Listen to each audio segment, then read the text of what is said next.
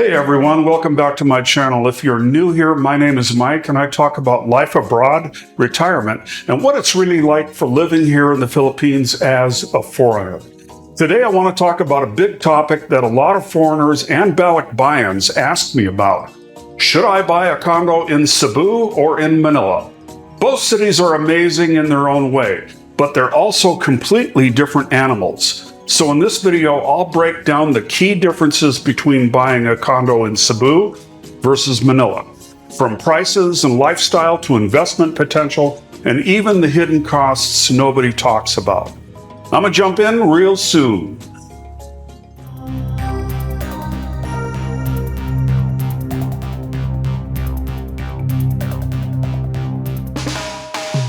First, let's talk about the vibe of each city, because that really shapes what kind of life you'll have after buying a condo there. Manila is the country's capital. It's massive, it's busy, it's chaotic, and it's where everything happens. You've got business districts like Makati, BGC, and Ortigas. They look like something straight out of Los Angeles or Singapore. If you want that big city, fast-paced lifestyle, Manila is the place for you. You can find fine dining, luxury malls, rooftop bars, and of course, endless traffic. Cebu, on the other hand, feels more like a balanced version of Manila. It's urban, but it's not overwhelming.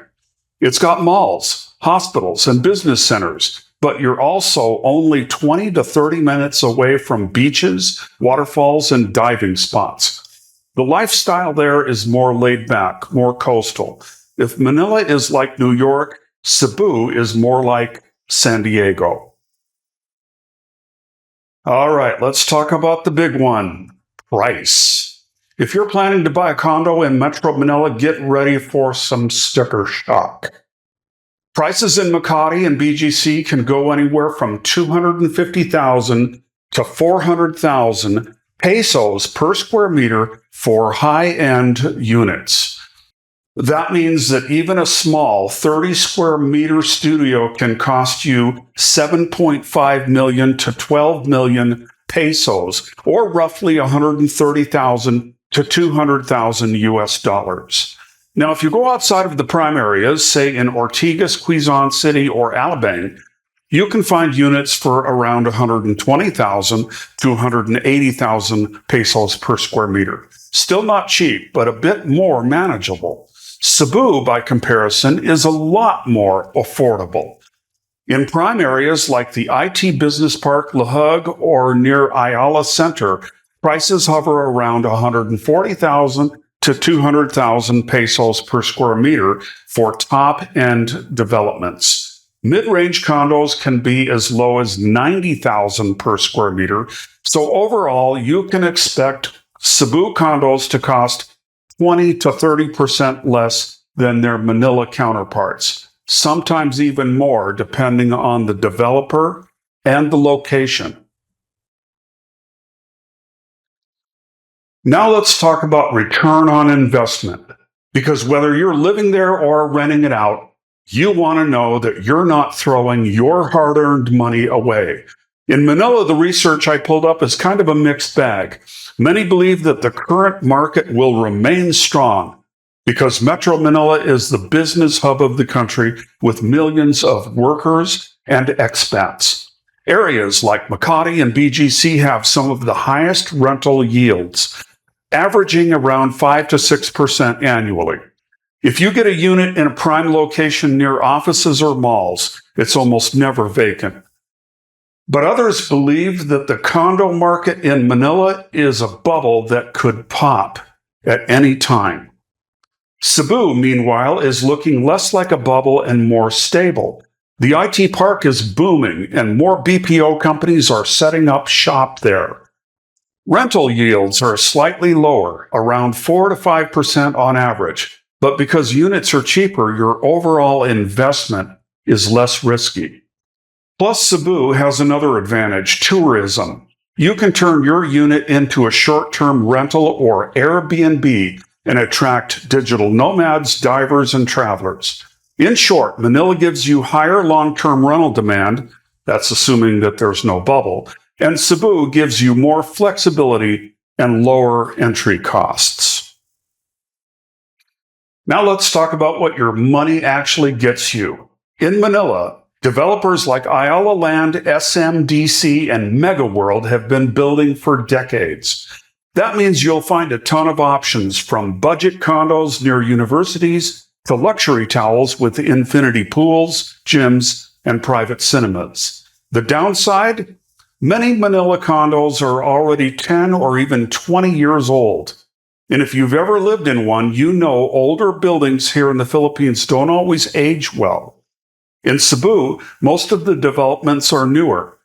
The city's real estate boom really took off in the last 10 years. So you're more likely to find modern designs, better amenities, and newer infrastructure. Cebu condos also tend to have slightly larger layouts for the same price point, which makes a big difference if you're planning to live there long term. Okay, time for the ugly truth. Traffic. In Manila, traffic isn't just bad, it's legendary. Depending on where you live, a 5-kilometer drive can take an hour or more. There's a reason people joke that you can finish a Netflix episode before reaching your destination.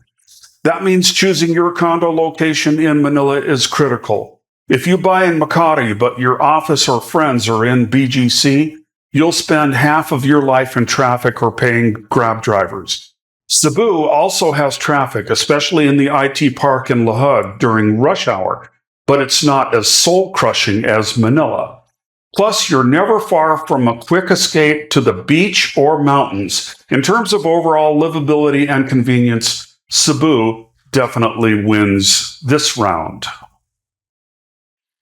When it comes to lifestyle, this is where the two cities really diverge. Manila is all about access. You've got the best hospitals, top universities, 5-star hotels, international restaurants, and direct flights to almost anywhere. If you want to network, grow a business, or live a high-energy urban life, Manila is unbeatable. Cebu, on the other hand, is all about balance. You can work or retire comfortably, and on weekends you're snorkeling in Moalboal or island hopping from Mactan. The cost of living is lower, people are friendlier, and you don't feel that constant rush that you get in Manila. If your dream is sipping coffee while watching the sunrise over the water, Cebu is your place. If your dream is networking with CEOs over cocktails, Manila is going to be your playground. All right, now let's talk about those expenses that you'll have to pay, even if your unit is paid off. Whether you buy in Cebu or Manila, you'll have to pay association dues, basically condo maintenance fees, which can range from 80,000 to 150,000 pesos per square meter every month. So if you've got a 40 square meter unit, that's around 3,200 to 6,000 pesos monthly. Then there's property tax, which is about 1 to 2% of assessed value per year, and the documentary stamp tax, transfer tax, and other government fees. If you're buying on a pre-sale, expect to wait 2 to 4 years before you can move in. And don't forget that pre-selling prices go up every year, so your timing is going to matter. Also, watch out for flood-prone or noisy areas in Manila.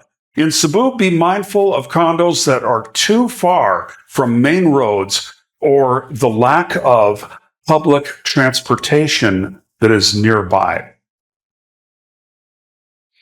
If you're a retiree or a foreigner planning to live in your condo full-time, Cebu is often the smarter choice. The pace is slower, healthcare is improving, and you're surrounded by nature. It's a lot easier to build community there, especially in expat-friendly areas like Lahug, Banilad, or Mactan. Manila, on the other hand, is better if you still need to be close to embassies, business offices, or family on Luzon. You'll have better access to international flights and specialized hospitals, but you'll pay for it in higher costs and stress levels. Okay, so I've heard a lot of talk that there will be a condo crash in certain parts of Manila. But what about Cebu? Well, I certainly hope not, because I am buying a condo in Cebu, and my last payment will be in June of 2026. Now, Cebu has seen a major boom in real estate over the last few years. With all of the new towers going up in the IT Business Park, Mactan, and Mandawi, it's easy to wonder if supply is starting to outpace demand. But here's the thing. Cebu's economy is still growing. It's a major hub for tourism, BPOs, and expats. That means that there's a steady stream of renters and buyers coming in. Sure, prices might cool off a bit, especially with all of the new units hitting the market. Some developers may offer discounts or flexible payment terms just to move inventory, but a total crash? Unlikely. The key here is location and quality. Well-built condos in prime areas should hold their value. The ones in oversupplied zones might struggle short term. So will condo prices tank in Cebu? Probably not. At least not according to the real estate professionals in the Cebu area. But if they do, I'm really not that concerned about it given my situation. With Social Security income, a pension, YouTube income, and no rent or mortgage payment, let's just say that I won't be worried about making ends meet. So if the value of my condo tanks, then it tanks. I'll just be thankful that I'll be able to enjoy a high-end condo lifestyle that I've never experienced before. I'll be on the 30th floor with stunning views of Cebu, and to say nothing of the amenities of my condo township. My complex will have a gym, restaurants, a mall, and even a grocery store. Everything will be convenient, all within walking distance. So I guess I'm very blessed. Please let me know in the comments, what is your opinion of my decision to purchase a condo here in the Philippines, specifically Cebu? Well, that'll wrap up this video. I hope you liked this video, and if you did, be sure to give it a like and a thumbs up for more insights on living and investing in condos in the Philippines. Also, remember to click or tap that bell notification so that I can keep you updated about condo crashes in the Philippines. God bless and peace out.